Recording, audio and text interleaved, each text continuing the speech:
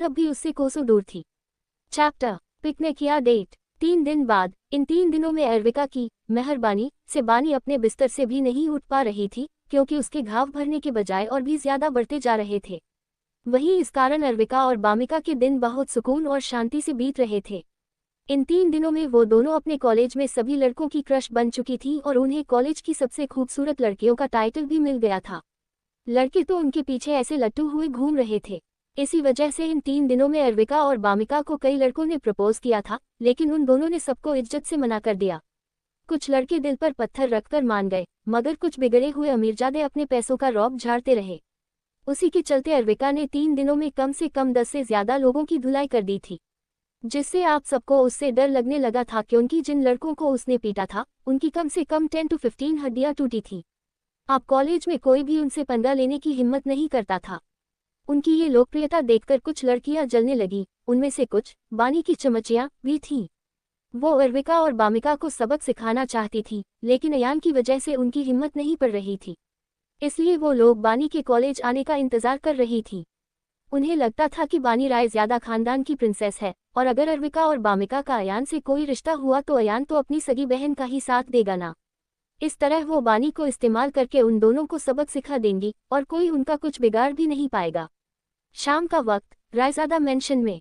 वहीं इस समय लिविंग रूम में एकांश, मिस्टर रायजादा, अयान और अनुजी बैठे हुए बातें कर रहे थे। वहीं एकांश का ध्यान उनकी बातों में कम और बामिका के रूम की तरफ ज्यादा था। वहीं इस वक्त उसकी आंखें खुशी से चमक रही थी, क्योंकि आज वह अपनी स्वीट हार्ट को पहली बार डेट पर ले जाने वाला था, जिसकी खुशी उससे छुपाई नहीं छुप रही थी। वहीं ये देखकर अयान और जय जी का चेहरा जलन में काला पड़ा हुआ था। उन्हें एकांश से बहुत ज्यादा जलन और हो रही थी। इंसान उनकी प्रिंसेस को अपने साथ ले जाने वाला था और उनकी प्रिंसेस अब एकांश से सबसे ज्यादा प्यार करेगी। उन्होंने बहुत कोशिश की कि अभी एकांश बामिका को डेट पर ना ले जाए, लेकिन अनुजी के सामने उनकी एक नहीं चली।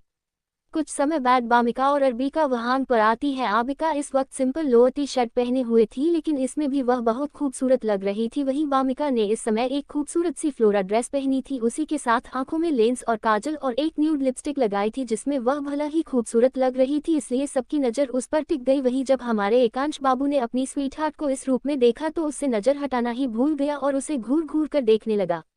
वहीं ये देखकर अर्बिका का चेहरा भी जलन से काला पड़ा हुआ था, इसलिए वह एकांश को खा जाने वाली नजरों से देख रही थी। मन में सोचती है, इस बूढ़े की नीयत मुझे ठीक नहीं लग रही। देखो तो ये मेरी प्यारी बामी को कैसे घूर घूर कर देख रहा है, जैसे मौका मिलते ही उसे कच्चा निगल जाएगा। वहीं उसका मन तो नहीं था अपनी प्यारी बहन को एकांश के साथ डेट पर भेजने का, लेकिन वह कहीं न कहीं ये जानती थी कि बामिका और एकांश का एक दूसरे को जानना भी बहुत जरूरी है, ताकि उनके बीच अच्छी समझ बने और कल को उनके बीच में कोई गलतफहमी ना हो। इसलिए वह दिल पर पत्थर रखकर बामिका को एकांश के साथ डेट पर भेज रही थी।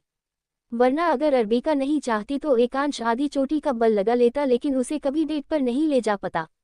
वहीं जब एकांश ने अर्बिका का जलन से काला पड़ा चेहरा देखा तो वह बड़े घमंड से अर्बिका को चिढ़ाने वाली स्माइल देने लगा। वहीं ये देखकर अर्बिका की आंखें छोटी हो गई और वह मन में बोली, अच्छा बधाओ मुझसे पंगा। इतना बोलकर सैड फेस बनाकर बोली, बामी यार तुम जा रही हो, लेकिन तुम्हारे बिना मेरा मैन कैसे लगेगा, मुझे न तुम्हारी बहुत ही ज्यादा याद आएगी। वहीं बामिका, जो अब तक घबराई हुई थी कि वह एकांश के साथ अकेले कैसे जाएगी, जब वह अर्बिका की बात सुनती है तो उसके फेस पर चमक आ जाती है और वह खुश होकर बोली, तो दी आप मेरे साथ चलिए ना, मुझे भी अकेले जाने में अच्छा नहीं लग रहा, आप मेरे साथ चलेंगी तो कितना अच्छा होगा। वहीं उसकी बात सुनकर जय जी और अयान के चेहरे पर चमक आ गई। उन्हें यह आइडिया बहुत अच्छा लगा। अगर उनकी आरू बामिका के साथ जाएगी तो उन्हें बामिका की चिंता करने की कोई जरूरत नहीं, क्योंकि वह बहुत स्मार्ट है और यह एकांश उनकी प्रिंसेस को बहला फुसला भी नहीं पाएगा। वहीं बामिका की यह बात सुनकर एकांश का चेहरा काला पड़ गया और उसका घमंड एक पल में चूर चूर हो गया। वह अर्बिका की तरफ देखता है जो उसे ही डेविल स्माइल दे रही थी, जैसे कह रही हो मुझसे पंगा मत लेना वरना भारी पड़ेगा। वहीं उसकी स्माइल देखकर एकांश और भी ज्यादा चिढ़ जाता है। वहीं अनु जी जब बामिका की बात सुनती है तो बोली, नहीं बच्चा, डेट पर तो अकेले जाया जाता है, ऐसे किसी के साथ नहीं ले जाते। वहीं उसकी बात सुनकर अर्बिका भी उसे समझाते हुए बोली, हाँ बामी मैं तो मजाक कर रही थी, तुम जाओ, लेकिन हाँ मुझे कॉल करके अपनी अपडेट देती रहना, ठीक है। उसकी बात सुनकर बामिका उदास हो गई और फिर जय जी और अयान की तरफ देखकर बोला, अगर दी आप नहीं जा रही तो भाई और डैड आप लोग मेरे साथ चलिए ना। ये सुनकर एकांश हैरानी से बामिका को देखने लगा। उसके मन में ख्याल आया, यह मैं अपनी स्वीटहार्ट को डेट पर ले जा रहा हूँ या किसी पिकनिक पर, जो मेरी स्वीटहार्ट सबको साथ चलने का न्योता दे रही है। अयान और जय जी तो उसकी बात सुनकर हाँ कहने ही वाले थे कि तभी अनुजी ने उन दोनों को आंखें दिखाते हुए सख्त लहजे में कहा, वहीं बैठे रहिए आप दोनों। कहाँ जाने के लिए तैयार हो रहे हैं आप लोग? हमारी प्रिंसेस कोई पिकनिक पर नहीं जा रही, वो अपने फियांसे के साथ डेट पर जा रही है, तो आप दोनों का वहाँ क्या काम? अनुजी की बात सुनकर अयान और जय जी का चेहरा उतर गया। लेकिन एक बार फिर कोशिश करते हुए जय जी बोले, लेकिन भाग्यवान, हमारी प्रिंसेस अभी डेट पर जाने के लिए बहुत छोटी है। उनकी बात सुनकर अनुजी ने कमर पर हाथ रखा और घूरते हुए बोली, ओह, तो आपको याद आ गया कि 18 साल की लड़कियां छोटी होती हैं। ये बात आपको तब याद नहीं आई थी जब आपने मुझसे 18 साल की उम्र में शादी की थी। इसलिए अब आप अपना मुंह बंद करके बैठे रहिए, समझे? तो उनकी बात सुनकर जय जी भीगी बिल्ली बनकर बैठ गए। उनकी अब एक भी शब्द बोलने की बिल्कुल भी हिम्मत नहीं हो रही थी। वही उनकी ये हालत देखकर वहां मौजूद सब लोग अपना मुंह दबाकर हंसने लगे। वही ये सुनकर एकांश राहत की सांस लेता है और एकांश बोला, अब हमें चलना चाहिए अंकल आंटी, आप फिक्र मत कीजिए, मैं बामिका का ख्याल रखूंगा। और इतना बोलकर उसने ना आओ देखा ना ताओ जल्दी से बामिका का हाथ पकड़ा और उसे अपने साथ लेकर जाने लगा। उसे इस बात का डर था कि अगर वह यहाँ पर थोड़ी देर और रुका तो कहीं उसकी स्वीटहार्ट किसी और को उनके साथ डेट पर चलने के लिए इन्वाइट न कर लगे, इसलिए वह जल्दी से बामिका का हाथ पकड़कर ले गया। या वही उसकी इस हरकत से बामिका को बहुत ही ज्यादा शर्म आ रही थी। उसका मन किया कि गड्ढा खोदकर उसमें घुस जाए। एकांश जल्दी से मेंशन के बाहर आया और फिर अपनी कार का गेट खोलकर पहले बामिका को कार में बैठाया और उसके बाद खुद भी बैठ गया।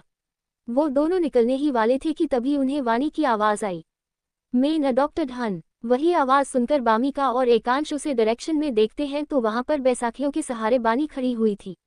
इस समय उसकी हालत बहुत खराब लग रही थी, वह ठीक से चल भी नहीं पा रही थी। लेकिन उसके बावजूद भी उसने अपने चेहरे पर बार बार कर मेकअप थोपा था ताकि वह एकांश को इम्प्रेस कर पाए। वही उसको देखकर एकांश की आंखों में गुस्सा, नफरत और घिन साथ नजर आने लगी। उसे तो पहले से ही बानी बिल्कुल भी पसंद नहीं थी क्योंकि वह हमेशा उससे चिपकने की कोशिश करती थी, लेकिन जब से उसने बानी को परेशान करने वाला वह वीडियो देखा है तब से उसे बानी से नफरत थी। वही जब बानी एकांश को देखती है तो देखती ही रह जाती है क्योंकि इस समय एकांश बहुत ही ज्यादा हैंडसम लग रहा था। लेकिन तभी उसकी नज़र एकांश के बगल में बैठी बामिका पर पड़ती है तो उसका चेहरा जलन और गुस्से से काला पड़ जाता है। उसका मन कर रहा था कि अभी बामिका को कांच के बाजू से हटा दे और खुद उसकी जगह बैठ जाए, लेकिन जैसे तैसे उसने अपने आप को कंट्रोल किया और वह एकांश को देखकर बानी शर्माते हुए बोली, एकांश जी आप बाहर तक जा रहे हैं तो क्या आप मुझे हॉस्पिटल छोड़ देंगे? मुझे अपने रेगुलर चेकअप के लिए जाना है। और इतना कहकर वह बेचारी बनने की कोशिश करने लगी। अपनी इस हालात का फायदा उठाकर एकांश के करीब जाना चाहती थी। उसे लग रहा था कि इस हालत में देखकर एकांश उसकी मदद जरूर करेगा और इसी बहाने वह एकांश के करीब आ जाएगी और बामिका को हमेशा के लिए उसकी लाइफ से बाहर निकाल देगी। वह अपने ही सपने बोल ही रही थी। वहीं ये देखकर बामिका को बिल्कुल भी अच्छा नहीं लगा क्योंकि वह पनी के इरादों को अच्छी तरह जानती थी। TBHI एकांश की ठंडी आवाज सुनाई दी, हाउ डेयर यू? तुम्हारी हिम्मत कैसे हुई मुझे मेरे नाम से बुलाने की? तुम्हें क्या लगता है तुम्हारी औकात है कि तुम मुझे मेरे नाम से बुला सको? वही उसकी बात सुनकर बानी को ऐसा लगा जैसे उसके ऊपर किसी ने ठंडा पानी डाल दिया हो और साथ में उसे बहुत ही ज्यादा गुस्सा भी आ रहा था। लेकिन वह जैसे तैसे अपने आप को कंट्रोल करके अपनी आंखों में आंसू लाकर बोली, मुझे माफ कर दो, मुझे लगा हम एक फैमिली है तो मैं आपको आपके नाम से बुला सकती हूँ। क्या कहा तुमने? हम एक फैमिली है? हाँ, तुम ऐसा सोच भी कैसे सकती हो? एक मिनट, कहीं तुमने कोई सस्ता नशा लेना तो शुरू नहीं कर दिया? तभी तो ऐसी इमेजिनेशन कर रही हूँ। वही उसकी बात सुनकर बानी को बहुत ही ज्यादा इंसल्टिंग फील हुआ, लेकिन वह फिर भी बेचारी बनकर रोते हुए बोली, मुझे माफ कर दीजिए, मैं आपको परेशान नहीं करना चाहती थी, लेकिन मुझे बहुत दर्द हो रहा है, मेरा डॉक्टर के पास जाना जरूरी है। और आप कहाँ तक जा रहे हैं? तो प्लीज मुझे भी छोड़ दीजिए। उसकी बात सुनकर एकांश ने सर्द आवाज में कहा, न तो मैं तुम्हारा कोई पर्सनल ड्राइवर हूँ और न ही कोई कचरा उठाने वाला जो तुम्हें अपनी कार में बिठाकर ले जाऊंगा। और इतना बोलकर वह ड्राइवर को कार स्टार्ट करने का बोल देता है क्योंकि बानी का चेहरा देखकर उसे चिढ़ हो रही थी। और इसी के साथ उनकी कार धूल उड़ती चली गई। पहले तो बानी को एकांश की बात समझ नहीं आई, लेकिन जब समझ आई तो उसने गुस्से में मुट्ठियां कस ली और नफरत भरी आवाज से बोली, हाउ डेयर यू एकांश? तुम मुझे कचरा कैसे कह सकते हो, और वो भी बामिका के सामने? तुम उसे क्या दिखता है जो मुझ में नहीं? मैं तो उससे हर तरह से बेहतर हूँ। फिर खुद को संभलते हुए बोली, हाँ एकांश, तुम इसलिए उसके करीब जा रहे हो क्योंकि वह रायजादा खानदान की प्रिंसेस है, पर तुम फिक्र मत करो, मैं जल्दी ही तुम्हें उसकी सच्चाई बता दूंगी। फिर तुम उसका पीछा छोड़ दोगे ना? फिर तुम मुझसे शादी करोगे ना? ये सब बोलते हुए वह कोई पागल साइको लग रही थी। फिर कुछ सोचकर लैंगाटे हुए मैं कमरे के अंदर चली गई। वही यह नज़ारा अर्बिका भी अपनी बालकनी से देख रही थी और उसने एकांश की पूरी बात सुनी, इसलिए वह हंसते हुए बोली, वह जीजे वह क्या बेइज्जती की है इस चुड़ैल की, सचमुच मज़ा ही आ गया। मैं तो तुम्हें साइको बुद्धा समझती थी, लेकिन तुम तो रोस्टर निकल। क्या रोस्ट किया है इस चुड़ैल को, और ये चुड़ैल कुछ ज़्यादा ही ख्याली पुलाव पका रही है। लेकिन मुझे पूरा यकीन है कि तुम उसके पकते हुए ख्याली पुलाव पर पानी फेर दोगे जीजे, इसलिए मुझे इस बात की कोई टेंशन नहीं। इतना कहकर वह हंसती हुई अपने कमरे में चली गई। वहीं दूसरी तरफ एकांश और बामी कार में बैठे थे, बिल्कुल सन्नाटा छाया हुआ था। वही बामी अपना सिर नीचे किए हुए बैठी थी, अपने हाथों को मसल रही थी। उसने एक भी बार अपनी नज़र उठाकर एकांश को नहीं देखा था। वही ये बात एकांश को बिल्कुल भी पसंद नहीं आई, पर वह कुछ नहीं बोलता, क्योंकि वह जानता था कि बामिका को उसके साथ कंफर्टेबल होने में थोड़ा समय लगेगा। तभी वे लोग आधे घंटे बाद अपनी डेस्टिनेशन पर पहुंच गए। तो एकांश जल्दी कार से उतरा और बामिका के साइड का दरवाज़ा खोलकर उसकी तरफ अपना हाथ बढ़ा दिया, जिससे बामिका ने नज़र उठाकर उसे एक नज़र देखा और फिर थोड़ा हिचकिचाते हुए अपना हाथ उसके हाथ में दे दिया। डर और घबराहट से इस वक्त उसके हाथ कांप रहे थे और उसका दिल बहुत जोरों से धड़क रहा था, जिसे वह संभालने की कोशिश कर रही थी। ये देखकर एकांश के चेहरे पर एक हल्की मुस्कान आ गई और उसने बामिका का हाथ कसकर पकड़ लिया। जब बामिका कार से बाहर आती है और जैसे ही बाहर आकर वहां का नज़ारा देखती है तो उसकी आंखें खुली की खुली रह जाती है, क्योंकि वहां का नज़ारा इतना खूबसूरत था।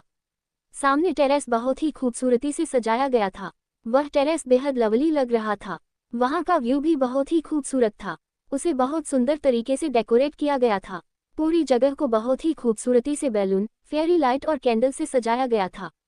जगह पर कैंडल्स और ताज़े फूलों की भीनी भीनी मन को सुकून देने वाली खुशबू फैली हुई थी, जिससे वहां का माहौल बेहद रोमांटिक लग रहा था। वहीं ये सब बामिका अपनी चमकती आंखों से देख रही थी। यूं तो यकीन ही नहीं हो रहा था कि एकांश ऐसा भी कुछ कर सकता है, लेकिन उसके किए गए इस सरप्राइज के कारण वह बेहद खुश थी। उसे उस समय बहुत ही स्पेशल फील हो रहा था। उसे तो यकीन ही नहीं हो रहा था कि यह सच है या सपना। वहीं एकांश, जो कुछ दूरी पर खड़ा बामिका को प्यार से देख रहा था, जब उसने उसे खुश देखा तो वह भी बहुत खुश हो गया। उसे बहुत सेटिस्फाइड महसूस हुआ कि उसकी मेहनत उसकी स्वीटहार्ट को पसंद आई। वह बैठ गए। तभी बामिका को कुछ याद आया, जिससे उसकी मुस्कान वहीं जम गई। वह अपने होठों को हल्के से काटते हुए अपनी मीठी आवाज में बोली, एकांश जी। वहीं बामिका के मुंह से अपना नाम सुनकर एकांश की आंखें सुकून से बंद हो गई। आज पहली बार उसकी स्वीटहार्ट ने उसका नाम लिया था। वह कुछ बोलने ही वाला था कि तभी उसे बामिका की बात सुनाई दी, जो गंभीर होकर बोली, मुझे आपसे एक जरूरी बात बतानी है। ये सुनकर एकांश उससे थोड़ा दूर हुआ और उसे अपने सामने करते हुए उसकी आंखों में देखते हुए बोला, क्या बात करनी है तुमसे स्वीटहार्ट। बामिका ने गहरी सांस ली और बोली, मैं रायजादा खानदान की असली बेटी नहीं हूँ। मेरा उनसे खून का रिश्ता नहीं है, मैं अडॉप्टेड हूँ। इतना बोलकर वह एकांश को देखने लगी। ये सुनकर एकांश के चेहरे के भाव बदल गए, जिसे देखकर बामिका की आंखें हल्की नम हो गई। उसे लग रहा था कि सच जानने के बाद एकांश उससे शादी नहीं करेगा, क्योंकि वह उसके लायक नहीं है। वह चाहती तो ये बात छिपा सकती थी, लेकिन किसी भी रिश्ते की शुरुआत झूठ से नहीं करना चाहती थी। इसलिए उसने एकांश को ये बात बता दी, ताकि बाद में जब ये सच सामने आए तो उनके बीच कोई गलतफहमी न हो और एकांश उसे झूठी न समझे। अब जो भी फैसला एकांश का होगा, वह उसके फाइल की रिस्पेक्ट करेगी। वहीं दूसरी तरफ अर्बिका के रूम में वह इस समय बेड पर बैठी लैपटॉप पर कुछ काम कर रही थी। उसका पूरा ध्यान इस वक्त सिर्फ अपने काम में था। उसे किसी और बात का होश नहीं था। उसकी पतली और खूबसूरत उंगलियां लगातार कंप्यूटर पर एक रिदम में चल रही थीं। तभी उसका फोन बजा। उसने स्क्रीन देखी, वहां अर्नित का कॉल आ रहा था। उसने तुरंत फोन उठाया और अपनी सख्त आवाज में बोली, क्या बात है, तुमने इतनी रात को कॉल क्यों किया। दूसरी तरफ से अर्नित की आवाज आई, दादाजी अपनी दवाइयां नहीं ले रहे, वह तुमसे मिलने की जिद कर रहे हैं। कह रहे हैं जब तक तुम नहीं मिलोगी तब तक ना दवा लेंगे ना खाना खाएंगे। वह तुमसे बहुत नाराज है कि तुम उन्हें भूल गई। ये सुनकर अर्बिका ने गहरी सांस ली और बोली, अतीत की दार्शनिक यादें। वहीं उसकी बात सुनकर एकांश हैरान हो जाता है। हाँ, उसे पहले से ही पता था कि बामिका रायजादा खानदान की बेटी नहीं है, लेकिन उसे इससे कोई प्रॉब्लम नहीं थी, क्योंकि वह बामिका से प्यार करता था, उसकी पहचान से नहीं। पर वह इस बात पर हैरान था कि यह बात बामिका को कैसे पता चली। यह बात किसने बताई होगी, या सोचकर उसके चेहरे पर इस समय गुस्से के भाव थे। ये देखकर बामिका अपनी आंखों के आंसू छिपाते हुए दर्द भरी मुस्कान के साथ बोली, मैं समझ गई, आप मुझसे शादी नहीं करना चाहते क्योंकि मैं आपके लायक नहीं हूँ। लेकिन मैं आपसे बिल्कुल भी नाराज नहीं हूँ, क्योंकि मैं जानती हूँ कि आप मुझसे भी बेहतर लड़की डिजर्व करते हैं। इतना बोलकर वह मुड़कर जाने लगी।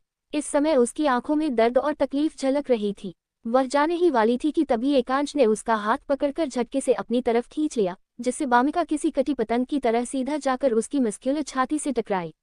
वह गिरने ही वाली थी कि तभी एकांश ने बामिका की पतली सी कमर को पकड़कर उसे अपने करीब कर लिया। उस वक्त वे इतने करीब थे कि दोनों एक दूसरे की सांसें अपने चेहरे पर महसूस कर पा रहे थे। इसे महसूस करते ही बामिका के शरीर में सिहरन सी दौड़ गई और उसका दिल जोरों से धड़कने लगा। उसे एकांश की करीबी बहुत ज्यादा असर कर रही थी। वहीं ये देखकर एकांश को बहुत सेटिस्फाइड सी फीलिंग हुई कि उसकी स्वीटहार्ट पर उसका इतना असर पड़ रहा है।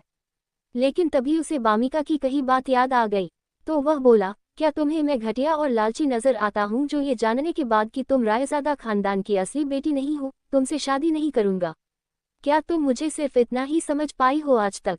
वही ये बोलते समय उसकी आंखों में गुस्सा और नाराजगी साफ नजर आ रही थी, जिसे देखकर बामिका हैरान हो गई। वही दूसरों की बुली किए जाने के कारण उसके अंदर कॉन्फिडेंस की कमी आ गई थी, इसीलिए वह हमेशा अपने आप को दूसरों से कम समझती थी। इसलिए बोली, लेकिन मैं आपके लायक नहीं हूँ एकांश जी। वही वह आगे कुछ बोलने ही वाली होती है कि तभी एकांश अपनी इंटेंस नजरों से बामिका को देखते हुए उसके लिप्स पर अपनी उंगली रख देता है और फिर उसका माथा अपने माथे से जोड़ते हुए अपनी आकर्षक और धीमी आवाज में बोला, आइंदा से मेरा नाम किसी और से जोड़ने की कोशिश मत करना।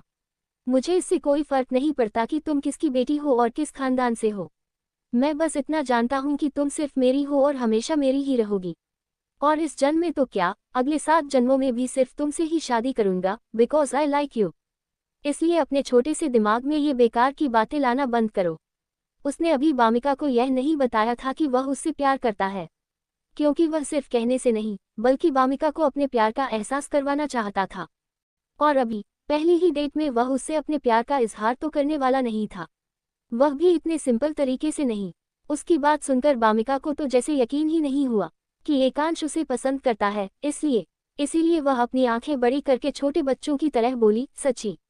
इस समय वह बहुत ही ज्यादा क्यूट लग रही थी। उसे देखकर एकांश का तो मन किया कि अभी उसे किस कर ले, लेकिन वह बामिका को डराना नहीं चाहता था, इसीलिए उसने उसकी नाक पर हल्का सा टैप करते हुए कहा, मच्छी। एकांश के ऐसे करने से बामिका शर्मा जाती है। तभी उसे याद आता है कि वह एकांश के कितने करीब खड़ी है। उसका चेहरा लाल हो जाता है और वह जल्दी जल्दी हाथ बढ़ाते हुए पीछे हटने ही वाली होती है कि तभी एकांश बोला, चलो हम खाना खाने चलते हैं। और इतना बोलकर वह उसे ब्राइडल स्टाइल में अपनी गोद में उठा लेता है। गिरने के डर से बामिका जल्दी से एकांश को पकड़ लेती है। शर्म के कारण उसकी गाल बिल्कुल लाल हो गए थे। वह शर्माते हुए बोली, एकांश आप मुझे छोड़ दीजिए, मैं चलकर वहां जा सकती हूँ। लेकिन एकांश उसकी कोई बात नहीं सुनता और उसे वैसे ही टेबल के पास ले जाकर बहुत संभालकर कुर्सी पर बिठा देता है। वह ये सब इतनी सावधानी से कर रहा था जैसे कोई कांच की गुड़िया हो। और उसके बाद एकांश खुद भी बैठ जाता है और फिर वह खाना ऑर्डर करता है, जिससे कुछ ही देर में वहाँ वेटर्स बहुत सारा खाना लेकर आ जाते हैं। वहीं बामिका जैसे ही सारे खाने को देखती है तो सरप्राइज हो जाती है, क्योंकि वहाँ रखा सारा खाना उसकी ही पसंद का था। उसे समझ में नहीं आ रहा था कि वह तो एकांश से ज्यादा मिली भी नहीं है, तो एकांश को उसकी पसंद का खाना कैसे पता। बेचारी हमारी बामिका बहुत ही भोली और मासूम थी, इसलिए उसे समझ नहीं आ रहा था। उसे लग रहा था जरूर एकांश के पास कोई जादू है जिससे वह सामने वाले का मन पढ़ सकता है। लेकिन फिर वह अपनी इस स्टूपिड सोच को ब्रेक लगाती है। उसे क्या पता कि हमारे एकांश बाबू तो बचपन से ही उससे प्यार में पागल आशिक की तरह उसका पीछा कर रहे हैं, और उसकी पसंद की छोटी से छोटी चीज तक उन्हें पता है। तभी एकांश उसके मुंह के सामने एक खाने का एक निवाला तोड़कर उसके सामने कर देता है, जिससे बामिका एकांश को देखने लगती है। तो एकांश बड़े प्यार से उसे खाने के लिए बोलता है, तो बामिका थोड़े झिझकते हुए उसके हाथ से निवाला खा लेती है। वहीं इस समय उसकी आंखें हल्की नम थी। उसे सचमुच अपनी किस्मत पर भरोसा नहीं हो रहा था कि वह एकांश के साथ डेट पर आई है और उसकी उससे सचमुच शादी होने वाली है। इस समय एकांश और बामिका बहुत खुश थे। दूसरी तरफ अंधेरे कमरे में एक 5 साल की बच्ची अपने आप में सिंटी कोने में बैठी थी। वह बच्ची बहुत ही प्यारी थी, लेकिन उसके हाथ पैरों और मुंह पर बहुत सारी चोटों के निशान थे, जैसे उसे बहुत मारा पीटा गया हो। साथ ही वह बच्ची बहुत दुबली पतली और कमजोर लग रही थी। डर से कांपते हुए वहां बैठी थी कि तभी उसके कमरे का दरवाजा खुलता है और वहां से आदमी निकलता है। उसे देखकर उस लड़की की आंखें डर और खौफ से भर जाती हैं और वह डर के मारे कांपने लगती है। लेकिन फिर भी वह बच्ची हिम्मत करके बड़ी मासूमियत से बोली, अंकल प्लीज मुझे कुछ खाने को दे दो, मैंने 2 दिन से कुछ भी नहीं खाया, मुझे बहुत भूख लगी है।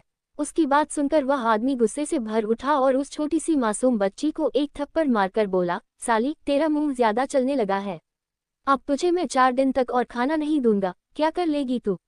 बेचारी वह बच्ची पहले से ही बहुत कमजोर थी, जब उसे उस आदमी का थप्पड़ पड़ा तो वह दर्द से रोने लगी, लेकिन फिर भी उस आदमी को उस पर कोई तरस नहीं आया और वह उसे बिना वजह लगातार मारने लगा। इससे उस नन्ही सी बच्ची की चीख पूरे कमरे में गूंज उठी, लेकिन फिर भी उस आदमी को जरा भी रहम नहीं आया।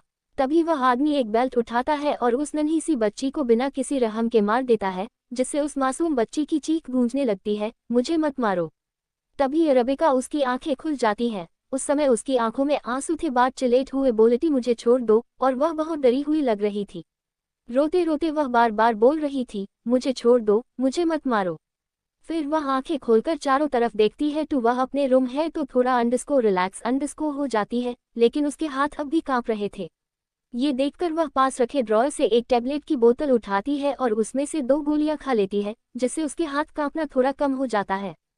फिर वह एक गहरी सांस लेकर अपने आप से बोलती है, पता नहीं मेरा यह अतीत मेरा पीछा कब छोड़ेगा। जब